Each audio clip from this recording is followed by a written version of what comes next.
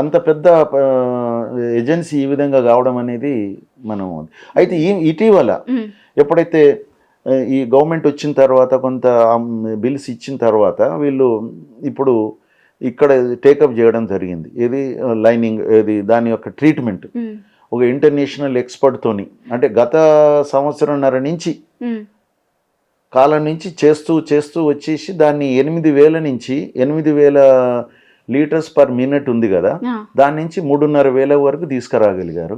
తీసుకొచ్చిన తర్వాత మనకి చెప్పింది ఏంటంటే జియాలజికల్ సర్వే ఆఫ్ ఇండియా వాళ్ళు చూసి ఇన్స్పెక్ట్ చేసి now you can go for drilling అని చెప్పినట్టు.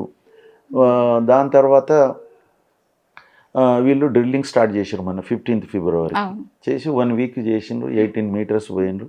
ఈలోగా ఏదైతే 8 మీటర్స్ షియర్ జోన్ అన్నా కదా, దానికి అందులో సెగ్మెంట్స్ అంటే మనం లైనింగ్ సెగ్మెంట్స్ కూడా ఫిక్స్ చేసారు దానికి వెనక నుంచి. ఒక్కొక్క సెగ్మెంట్ విడుతూ 1.5 మీటర్ ఉంటుంది. 2 సెగ్మెంట్ల విడుతూ 2 సెగ్మెంట్లు కూలి అని మొదలు చెప్పారు. ఇక దాని తర్వాత ఇక ఇంకా మొత్తం కూలి ఉండొచ్చు. ఆ 8 మీటర్స్ వరకు టోటల్గా అది ఓపెన్ అయి ఉంటుంది. దాని నుంచి మనకు మీద నుంచి ఈ 4 సంవత్సరాల నుంచి నీరు వస్తూనే ఉన్నది కదా, ఆ నీటి వలన ఇంకా క్యావిటీస్ పెద్దగా అయి ఉంటాయి. అవి రాళ్ళు వీళ్ళన్నీ కూడా మట్టి పోయిన తర్వాత రాయి మిగితే రాయి వచ్చేస్తుంది కదా పట్టు తప్పగాని, అలాంటి రాళ్ళు ఒక్కొక్కటి 3 టన్నులు పైన ఉన్నటువంటి రాళ్ళు కూడా పడడంతో ఆ సెగ్మెంట్ బ్రేక్ అయిపోయి వచ్చి టీబీఎం మీద పడ్డది. పడ్డప్పుడు మనకు తెలిసిన సమాచారం ఏంటంటే 50 మంది ఉన్నారు ఇంజనీర్స్, వర్కర్స్ అందరు కూడి. ఇటువైపు దాదాపు 42-46 మంది ఇటువైపు సేఫ్గా బయటకు వచ్చేసిండ్రు. అటువైపు 8 మంది మిగిలిండ్రు. మరి వాళ్ళ పరిస్థితి ఏంటిది అన్నప్పుడు అటువైపు ఎంత స్పేస్ ఉంటుంది అనేది లెక్కేయాలి. 18 మీటర్స్ కదా పోయింది. 18 మీటర్స్లో 8 మీటర్స్ టోటల్గా టీబీఎంఏ ఉంటుంది. అందులో ఎవరు పోవడానికి లేదు. టోటల్గా 10 మీటర్స్ డయామీటర్తోని టీబీఎం ఉంటుంది, 8 మీటర్స్ విడుతుతోని. కాబట్టి ఇంకంతే 8 మీటర్లు ఉంటుంది, ఇంకా 10 మీటర్లు. 10 మీటర్లలో ఇది కూలింది ఎంత స్పేస్ని ఆక్యుపై చేసి ఉంటుంది. 3 అనుకుంటున్న 3 నుంచి 5-6 వరకు ఉంటుంది. ఇంకా మిగిలింది 3-4 మీటర్లు ఉంటుంది. ఇంకా వస్తూ ఉన్నది కాబట్టి అది కూడా పోయి ఉంటుంది. తర్వాత స్లోప్ అనేది ఇన్లెట్ నుంచి కదా డ్రిల్లింగ్ అయ్యేది. ఇది ఇన్లెట్ స్లోప్ ఎట్టుంటుంది, టువర్డ్స్ టీబీఎం అటే ఉంటుంది కదా. ఉన్నప్పుడు పడ్డ వాటర్ అంతా ఇటు ఎక్కువ వచ్చి అక్యూములేట్ అవుతుంది. కాబట్టి అక్కడ రేజ్ అవుతూ వస్తుంటుంది. కాబట్టి నా అనుమానం ఏంటంటే వాళ్ళు ఇప్పటి వరకు మరి 2 మీటర్స్ కనుక వాటర్ స్టోర్ అయితే వీళ్ళకు ఎక్కడుంటారు వీళ్ళు, అసలు వీళ్ళ మునిగిపోతారు కదా. మళ్ళీ టీబీఎం మీద కూర్చోగలిగినరా లేదా, కొంచెం ఏమన్నా కొంత ఉంటుంది కదా బ్యాక్ ఉన్నా కూడా మరి ఎయిర్ అనేది ప్రాబ్లం కదా. ఎయిర్ కావాలి కదా, ఏం లేకున్నా ఎయిర్ ఉండాలి కదా. మరి ఎయిర్ డక్ట్ ఏదైతే ఉన్నదో అది కూడా డ్యామేజ్ అయ్యింది కదా, అయి ఉంటుంది కదా. మీరు రాళ్ళు పడితే అది ఎక్కడ పనిచేస్తుంది. కాబట్టి ఎయిర్ కూడా అక్కడ సప్లై కావడం అనేది అసాధ్యం అది. కాబట్టి ఇప్పుడు ఇమ్మీడియట్గా ఇప్పుడు సెంట్రల్ గవర్నమెంట్, స్టేట్ గవర్నమెంట్ యొక్క డిజాస్టర్ మేనేజ్మెంట్స్ అన్నీ వచ్చినాయి. ఆర్మీ వచ్చింది, నేవీ వచ్చింది, ఈవెన్ సింగరేణి కాలనీస్ నుంచి కూడా వచ్చారు అందరూ. ఈ డిజాస్టర్ మేనేజ్మెంట్లో ఎక్స్పర్ట్స్ అందరు ఉన్నారు. ఇప్పుడు ఇండియాలో ఉన్నటువంటి అందరూ వచ్చి ఉన్నారు. ఎవరు వెళ్ళినా అక్కడ చేయవలసిన పని ఏంటి, మొదలు వాళ్ళని సేఫ్గా తీసుకురావాలన్నప్పుడు వాళ్ళకు మనకు కమ్యూనికేషన్ కావాలంటే ఒక మీడియా కావాలి. మీడియా ఏంది, ఒక పైపు కనుక ఇన్సర్ట్ చేయగలిగితే, మన జమ్మూ కాశ్మీర్లో జరిగిన ప్రమాదం అక్కడ టన్నల్లో కూడా ఇట్లనే కూలినప్పుడు అటువైపు 42 మంది చిక్కుకొని ఉన్నారు. అప్పుడు ఇంటర్నేషనల్ ఎక్స్పర్ట్స్ వీళ్ళందరూ వచ్చేసి ఎన్నో ఫెయిల్ అయినా ఫైనల్గా ఒక పైపుని ఇన్సర్ట్ చేయగలిగిన వాళ్ళు. ఆ పైపు ఎప్పుడైతే పోయిందో వాళ్ళకి దాని ద్వారా ఆహారం పోయింది, కమ్యూనికేషన్ పోయింది. అదే పైపు నుంచి వచ్చారు వాళ్ళు, ఒక్కొక్కరు అదే పైపు నుంచి రాగలిగారు. కాబట్టి అలాంటిది ఇక్కడ ఏమైనా చేస్తారేమో అనుకున్నాను. ఎందుకంటే లూజు స్టార్ట్ అనే ఉంది కాబట్టి కొంత చేయగలుగుతారు అనుకున్నాం. కానీ మరి వాళ్ళు ఏ విధంగా మరి డిజాస్టర్ మేనేజ్మెంట్ వాళ్ళు ఎక్స్పర్ట్స్ కదా, ప్రయత్నాలు చేస్తున్నారేమో తెలియదు. కానీ ఏదైనా కూడా ఇది ఒక దురదృష్టకరమైనది. తర్వాత ఇంకొకటి, ఇది టోటల్గా వైల్డ్ లైఫ్ శాంక్చురీలు ఉన్నది కాబట్టి దీనికి ఎక్కువ మనము సబ్స్ట్రాటా ఇన్వెస్టిగేషన్ చేయలేకపోయినారు. ఎందుకంటే యూజువల్గా వేరే దగ్గర టన్నల్ ఉన్నట్టయితే అక్కడక్కడ బోర్లు కొడతాము, దాని స్టార్ట్ ఎట్లుందో తెలుస్తుంది. We can move on the surface of the tunnel.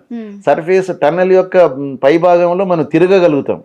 కానీ ఇక్కడ మనం లోపలికి ఎంట్రీ కావడానికి వీల్లేదు. ఇటు 44 కిలోమీటర్స్ ఇటు నుంచి అటు నుంచి తర్వాత పైనుంచి చూడాల్సిందే.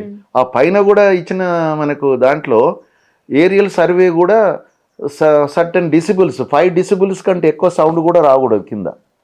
వస్తే క్రిమి కీటకాదులకు వాళ్ళకి డిస్టర్బెన్స్ అవుతుంది అని చెప్పేసి అది ఒకటి ఉన్నది. కాబట్టి ఇన్ని రెస్ట్రిక్షన్స్తోని ఆ పని జరుగుతున్నది. కానీ ఒక యూనిక్ ప్రాజెక్ట్ కంప్లీట్ అవుతుంది అనుకున్న దశలో, ఎందుకంటే తిరిగి డ్రిల్లింగ్ కూడా స్టార్ట్ అయింది. మేము కూడా సంతోషపడ్డాం. 4 ఏళ్ల తర్వాత డ్రిల్లింగ్ స్టార్ట్ అయింది ఇన్లెట్ వైపు నుంచి ఆఫ్టర్ 4 years. కానీ అది వారం రోజులకే అది ఈ విధంగా జరగడం అనేది దురదృష్టకరమైనది. కాకపోతే ఇప్పుడు ప్రభుత్వాలు చేయవలసింది మొదలు ఇప్పుడు డిజాస్టర్ మేనేజ్మెంట్తో మొత్తం డెబ్రీస్ తీసేస్తారు. మరి అక్కడ వాళ్ళని ఒకవేళ వాళ్ళు జీవంతున్నట్టయితే బయటకు రాగలుగుతారు, ఏదో అవుతుంది. అయిపోయిన తర్వాత ఇప్పుడు డ్యామేజ్ ఏ రేంజ్లో జరిగింది, డిగ్రీ ఆఫ్ డ్యామేజ్, దాని పరిణామము. ఇప్పుడు ఆ నుంచి ఏదైతే 8 meters ఎక్కడైతే షియర్ జోన్ అనుకుంటున్నాం కదా, ఆ షియర్ జోన్ నుంచి ఎంత ఇంకా ఎట్లున్నది, ఇంకా సీపేజ్ వస్తున్నదని ఈరోజు తెలిసింది. 3500 liters per minute వస్తూనే ఉన్నది. అది అంటే ఒరిజినల్గా ఏదైతే వస్తుండేనో అది వస్తున్నది ఇప్పుడు. కాబట్టి దాన్ని అరికట్టాలంటే మనం ఏమేమి చేయాలి అది మొత్తము. ఇంకోటి వీళ్ళు జయప్రకాష్ వాళ్ళు ఈ డ్రిల్లింగ్ వర్క్ని ఏ మెషినరీ మనకు వీళ్ళది రాబిన్స్ కంపెనీ, అమెరికా కంపెనీ అన్నమాట వీళ్ళు తీసుకున్నది. ఆ కంపెనీ మెషినరీ ఆ కంపెనీకే ఇచ్చింది అఫీషియల్గా sub contract drilling work. Drilling అంటే వాళ్ళే వస్తారు అన్నట్టు, అమెరికన్ ఇంజనీర్సే, వాళ్ళ టెక్నీషియన్సే టోటల్గా రెస్పాన్సిబుల్ డ్రిల్లింగ్ వర్క్.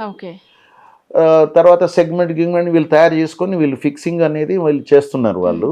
కానీ వాళ్ళే మంచి కంపెనీకి ఇవ్వడం జరిగింది, మనం ఏదో మామూలుగా కాదు. అంటే మంచి కంపెనీకి ఇచ్చారు, కానీ ఇట్లాంటివి జరిగినప్పుడు రెస్క్యూ టీం వచ్చింది, ఆర్మీ వచ్చింది, లేకపోతే డిజాస్టర్ వీళ్ళందరూ వచ్చిర్రు అనే దానికి బదులు వాళ్ళు కార్మికులు ఏం చెప్తారు అంటే, కొంతమంది ఇందాక మనం మాట్లాడుకున్నట్టు కొంతమంది బయటకు వచ్చిన వాళ్ళు 4 రోజుల నుంచి కూడా మట్టి కూలుతుంది ఇట్లా చెప్పినప్పుడు వాళ్ళు కనీసం దాన్ని పట్టించుకోలేదు, లేకపోతే వర్క్ జరుగుతున్నప్పుడు సరిగా రెస్పాండ్ కాలేదు అనేది. ఇప్పుడు ప్రభుత్వాలు కొంత తొందరగా చేయాలని చెప్తే కాంట్రాక్టర్లు కూడా కొంచెం తొందర పెట్టే అవకాశం ఉంటుంది కదా సార్. ఇది చిన్న కాంట్రాక్ట్ కాదు, ఇదో మామూలుగా 5 కోట్ల 10 కోట్ల కాంట్రాక్టర్ కాదు. ప్రభుత్వం చెప్పిన వాని ప్లానింగ్ వాని ప్రకారంగా వాడు చెప్తాడు, మేము ఎట్లా చేస్తామో ఆ ప్రకారంగా చేస్తారు. మనం హడావుడి చేసింది మాత్రమే చేయడం కాదు కదా అది.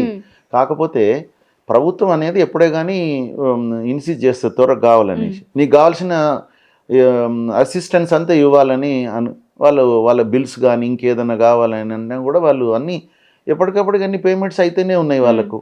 కాకపోతే ఇప్పుడు ఇక్కడ వాళ్ళు కూడా ఏంటంటే మంచి కంపెనీకే అది కాంట్రాక్ట్ సబ్ కాంట్రాక్ట్ ఇచ్చారు.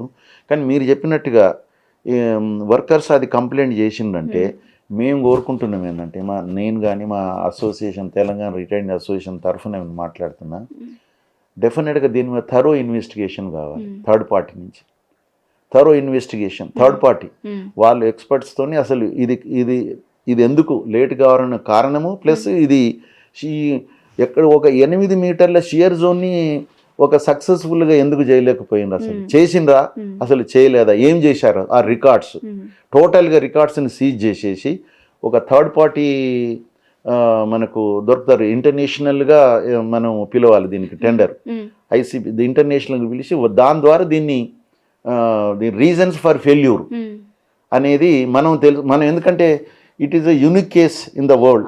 కాబట్టి షియర్ జోన్లో మనం దీన్ని చేయలేదా, చేసిండ్రా, ఏం చేశారు వాళ్ళు, మరి 4 రోజుల నుంచి ఇట్లా జరుగుతున్నా పట్టించుకోకపోవడం అనేది ఉన్నదో ఇవే కాకుండా ఇంకా మిగతా అన్నీ కూడా ఇంకేదైనా ఉన్నా కూడా దానికి కారణాలన్నీ తెలుసుకోవడానికి ఒక ఇండిపెండెంట్ ఒక థర్డ్ పార్టీ దాని మీద టెక్నికల్ దాన్ని ఆడిట్ కావాల్సిందే, టోటల్ SLBC టన్నల్.